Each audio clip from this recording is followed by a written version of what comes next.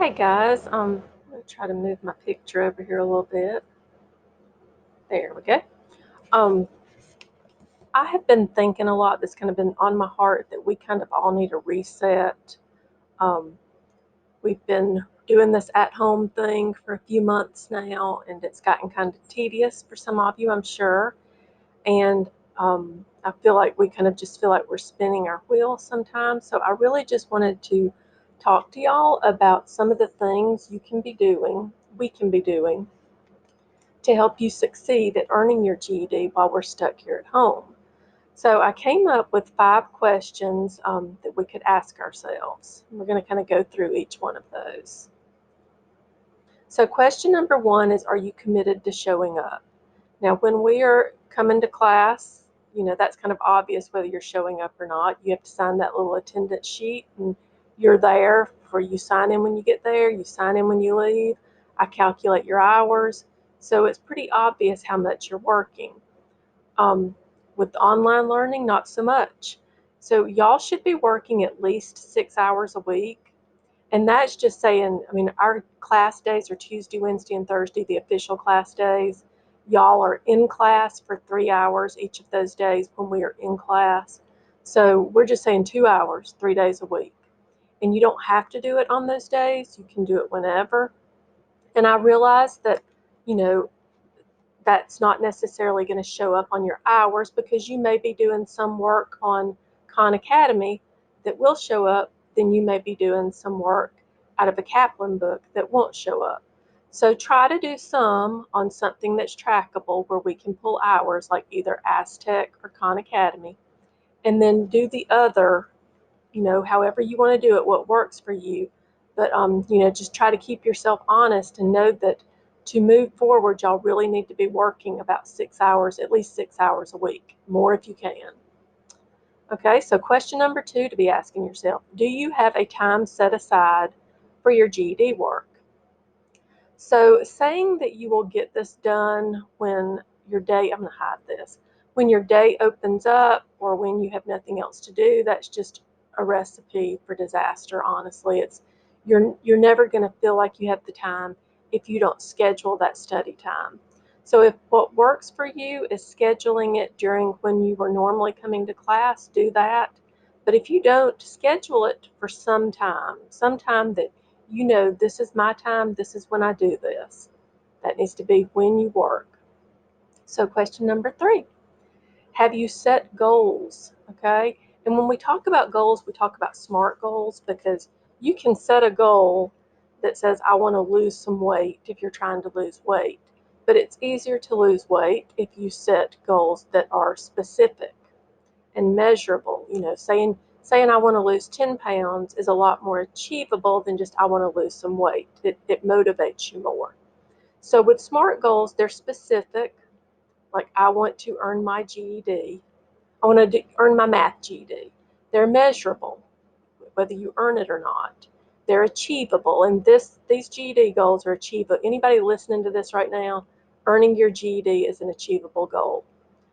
They're relevant and they are time-based. So not just saying I want to earn my GED, but I want to pass my math GED by this date. I want to pass my RLA GED by this date. So set SMART goals, set goals for yourself, challenge yourself.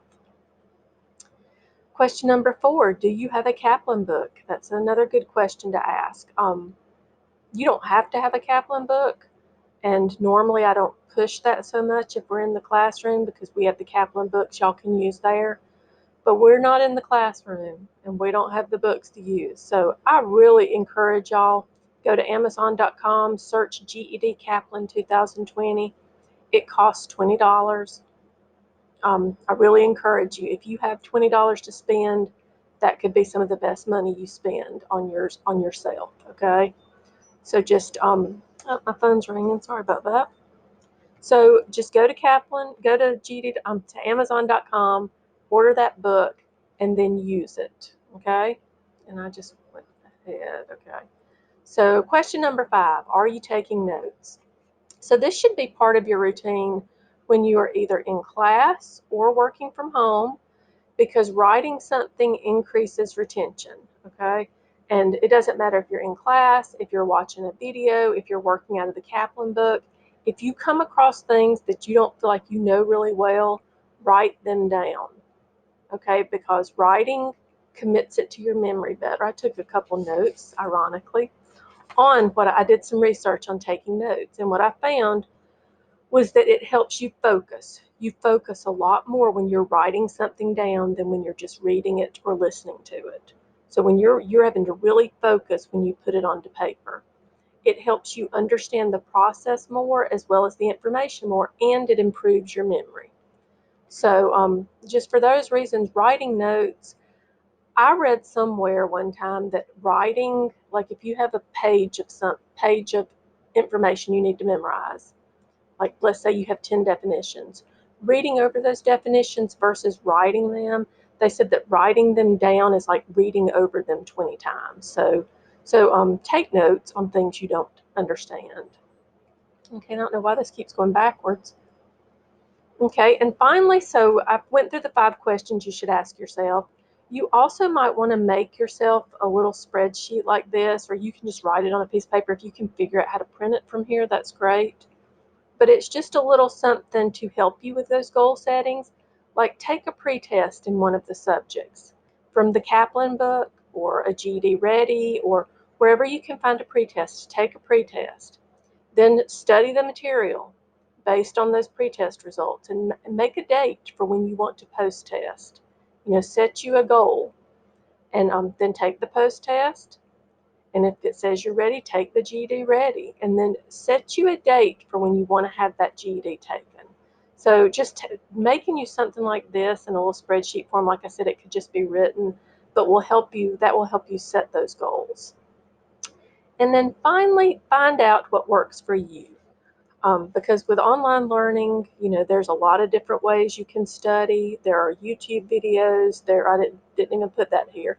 But find out what works for you. Khan Academy, Aztec, Kaplan Book, Math Antics. We've had a couple of students that have just worked straight through the Math Antics videos and worksheets and gotten their GED off that. So we actually have a link that we have a teacher account on there that we can give to students right now. So if you're interested in that, ask me and I can give it to you.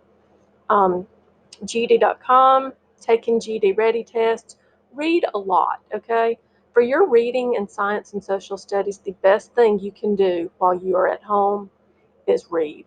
Find something you want to read and read, because those 3 tests are all very based on your reading comprehension and being able to kind of take apart what you read. So I just want you all to remember that your success is what matters most to all of us, to all of your teachers, to your career coaches.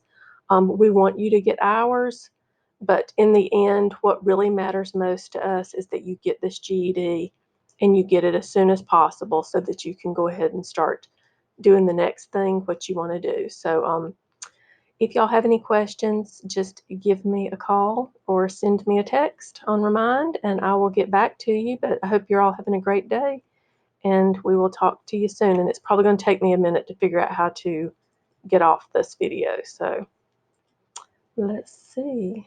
Um, let's see. Stop here. It may take longer than I thought. Okay, I'm stopping.